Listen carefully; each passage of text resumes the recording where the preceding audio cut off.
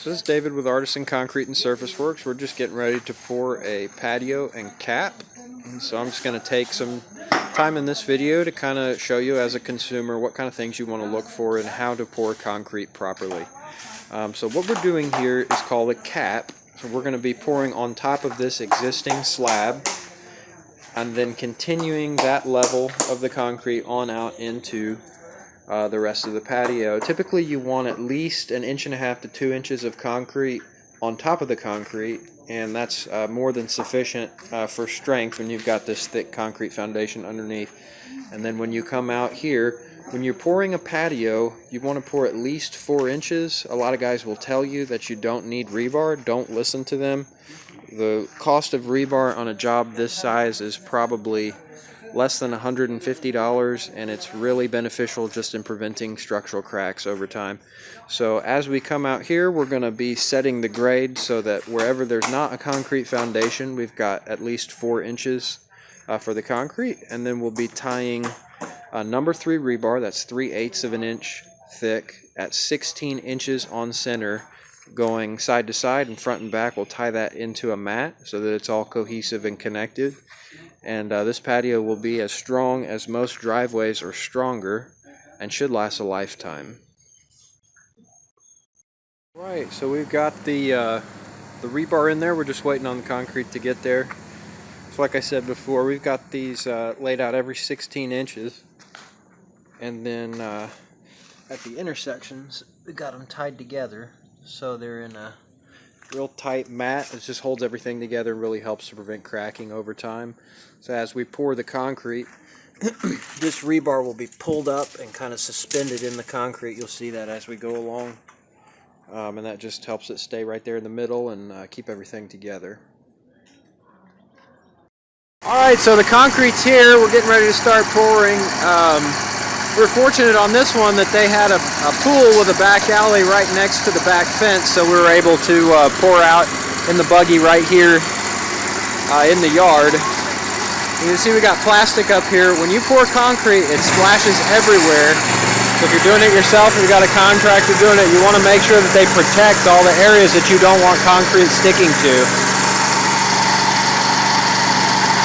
It's also really handy to have this kind of machinery because on bigger jobs where you got guys trying to push it with wheelbarrows, sometimes by the time they get the concrete in there, they're worn out and it can cause problems, especially when it's hot like it is here in Houston. So we're going to get going pouring this. Check back with you in a few minutes.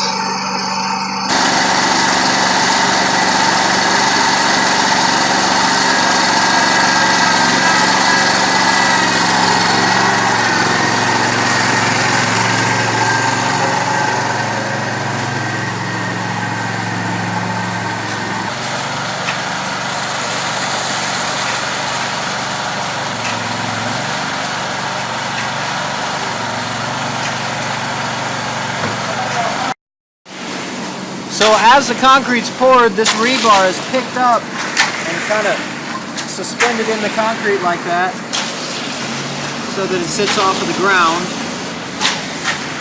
On bigger jobs we would use little plastic chairs to hold them up, but on a small residential patio like this it just works better to just pick it up and suspend it as you go.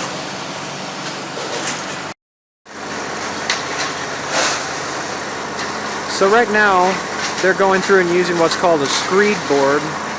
They've got grades set on both sides, and they're just doing that to get it generally flat before we float it and trowel it. Over here he's tapping the edge. What that does is kind of vibrate the concrete and causes it to fill in all the little nooks and crannies by the sidewall so that when we remove the forms there won't be honeycombs or voids in there. It'll be nice and smooth.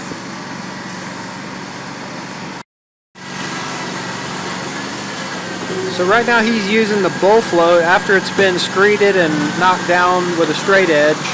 And you run over it with this heavy magnesium float, and it just basically it pushes the rocks down and causes the sand and cement, which forms the finish on top, to float to the surface.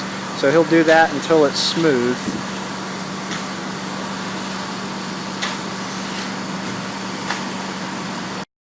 So right now he's hand floating the sides and putting a nice edge on it. After we're finished with that, we'll come through and trowel everything. Okay, so right now we're putting the final hand float and trowel on it. Now, ordinarily after this we'd come back through and put a broom finish for traction, but this customer wants to stain the patio afterwards and wants it to have a smoother look, so we're just going to trowel it smooth and that'll be done.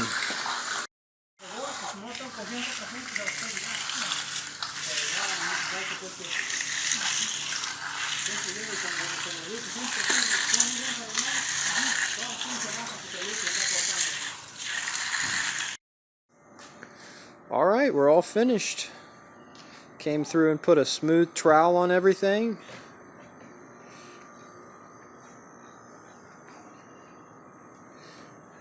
Ordinarily we'd put a broom finish, but this customer is going to come back after we're gone and stain and seal it, and so told her it would look better with a trowel finish, and that'll look real nice when she stains it. You see all those little trowel marks will react differently with the stain and give it a neat texture.